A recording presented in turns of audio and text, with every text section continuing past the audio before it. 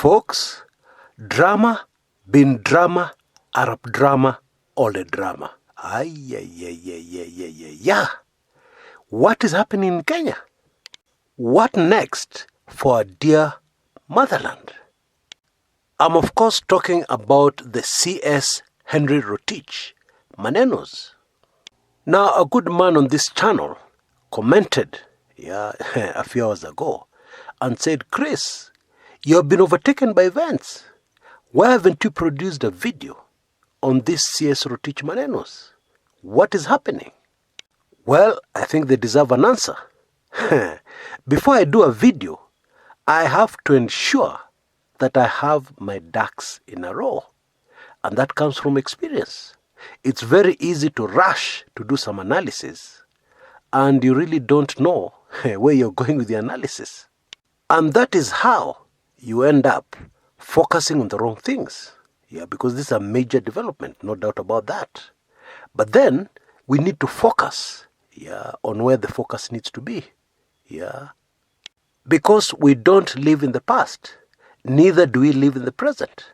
The focus should always be going forward, what is going to happen next. I believe very firmly that is the work of an analyst. Because people look for analysis so that they are able to break down everything and understand the direction in which whatever is being discussed is going. Kwa hivyo sio uzee. Oh yes, Chris is not a young man. Maybe slowing down. Things are happening na bado amezubaa. Hajatoa analysis. Nothing like that, folks. I know in my knowing that I'm still on top of my game. Okay, so let's get down to it. Now, predictably, some people have said that this is pure PR, public relations exercise. Nothing will happen to the said individuals, etc., etc. That may be so, but please take careful note of the following fact. What has just unfolded in Kenya is unprecedented. Sometime in the 90s, the Daily Nation came out with a special edition. In those days there was no social media. TV broadcasting was, not there yet. So what used to happen is that if some news broke, the only way to do it would be to produce a special edition of the daily newspaper, that is Nation. And what they do is change the front page and the back page and slot that story in. You'd get the paper as it was early in the day, but then the front page and the back page has changed with some moto news, breaking news. So one day in the 90s, the Nation came up with the following headline: Biwott arrested. Now, that particular special edition still holds the record in Kenya, of the highest number of newspapers ever sold. And I don't think that record will be broken. Nicholas Kipiator Biwott, who's now deceased, was then the right-hand man of Daniel Toroitich arap Moi, president.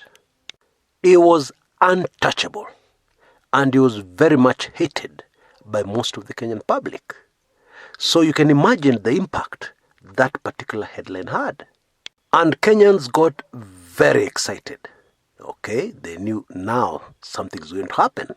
Maybe we're going to see change in Kenya from the dictatorial government of Daniel Toroitich arap Moi. But alas, nothing like that. It emerged that Nicholas Biwott could not be traced to any police cells within Kenya. He was not at Muthaiga police station, mahali wadosi upelekwa. He was nowhere. He was not in Kileleshwa.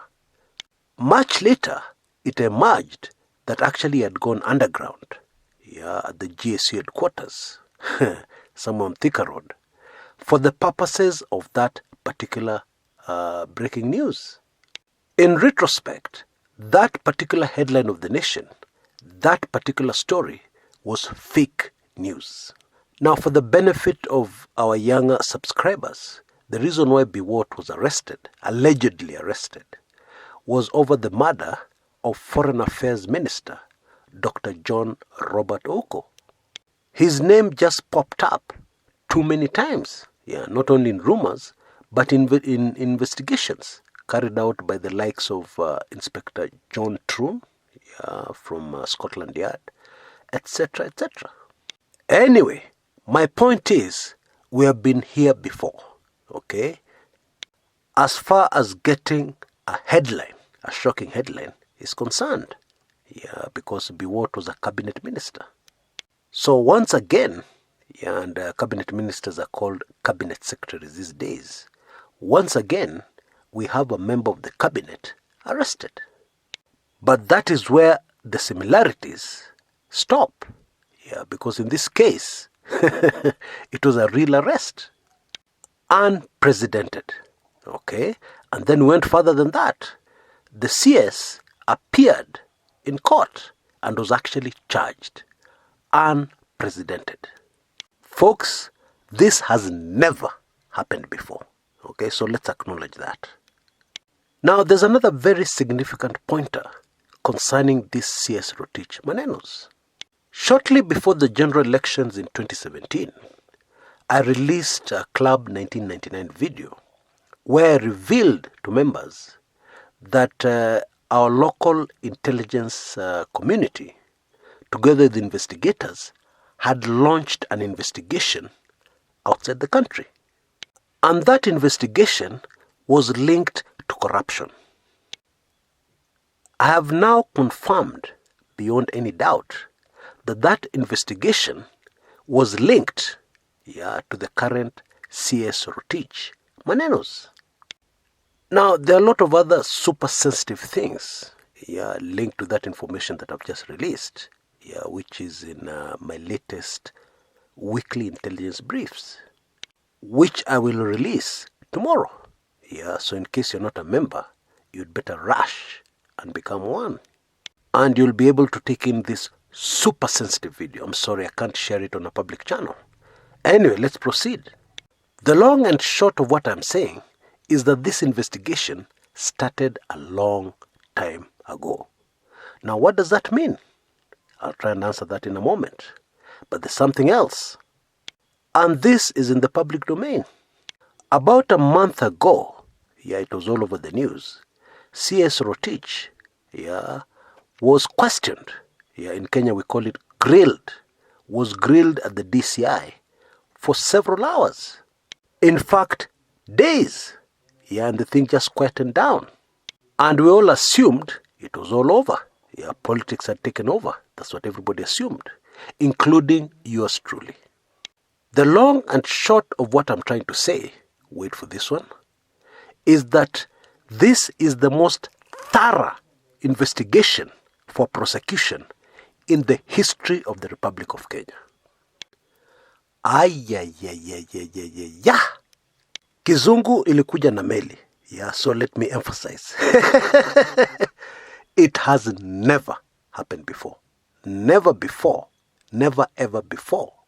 In the long history of Mother Kenya, has an investigation this thorough been done on our shores.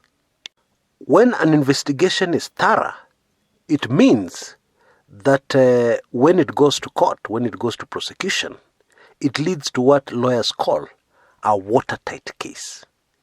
Now, by law, the way things go is that when somebody is charged, he's supposed to be furnished with all the evidence that has been put together against them. Take careful note of the fact that I've said that evidence is supposed to be furnished to the accused. It's not supposed to be made public.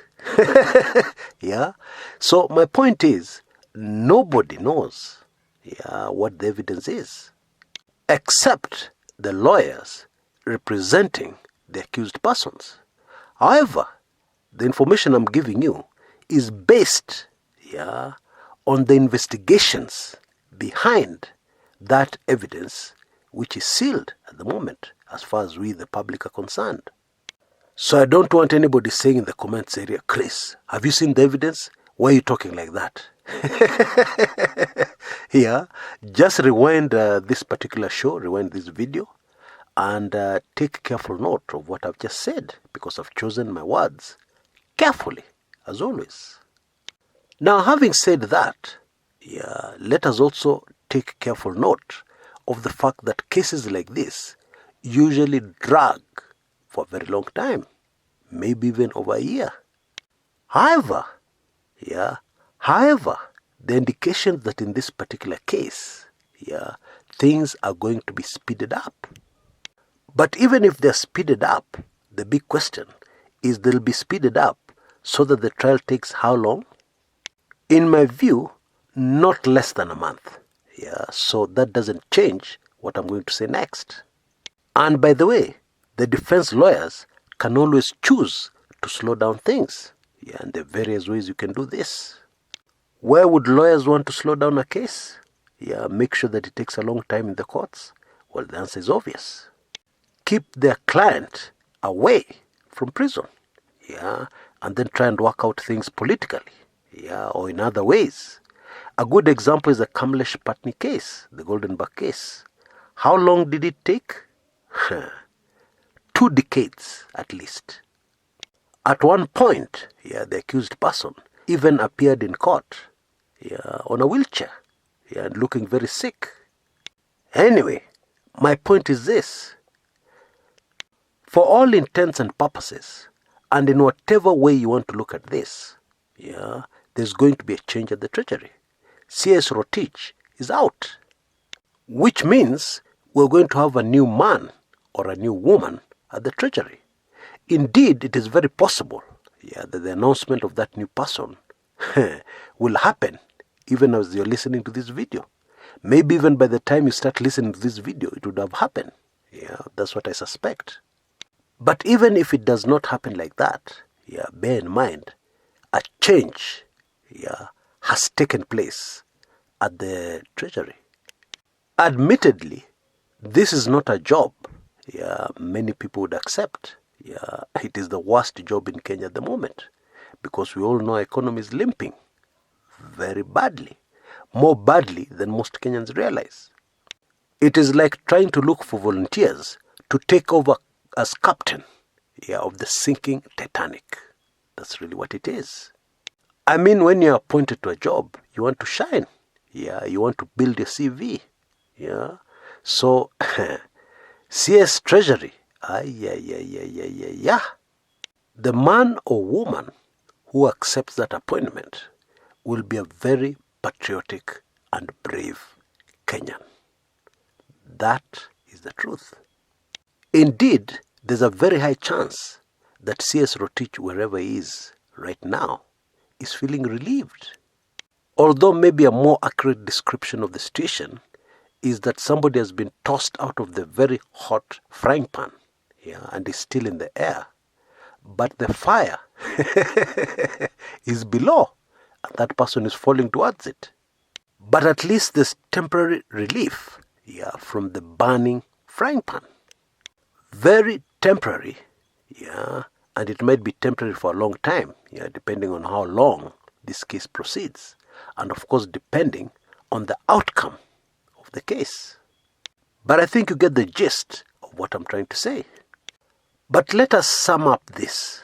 The investigation, or rather the prosecution, over the Aror and Kimwarer dam scandal has been a very long game. And is still a long game. Game in quotes. Okay? So that means it's headed somewhere. In my view, it is the dismantling of a very, very powerful corruption cartel. Folks, hii sio mchezo na hii sio PR. Take very careful note of the fact that this investigation did not start after the handshake. That is very significant. I, of course, spell it out in my weekly intelligence briefs, and that immediately tells you that this is extremely sensitive. So the big question I'm sure you all want answered in this analysis I've done is what will happen next? I'll give you the answer. I don't know. I don't think anybody knows. How can anybody know when there are so many variables at play here? How? However, this most Kenyans already know. Where this is leading, this is something very big. Huge impact, far-reaching consequences. Hata kama ni PR. Maybe, just to give you a small clue, let me take you back. Yeah, this information is in the public domain. Remember, we were told that things which are ordered, which are supposed to be ordered for these two dams, Aror and Kimwarer, the items were delivered. Yeah, and actually they were delivered to a hospitality, business. Yeah, we're talking about towels, etc., etc. Meaning that a big man who owns maybe a hotel somewhere was involved. Last time I checked, CS Rotich does not own a hotel. Let me just leave it there. Hey. You know, drama being drama, all the drama and everything is an understatement. That's really what it is. Until next time, this is Chris Kumekucha.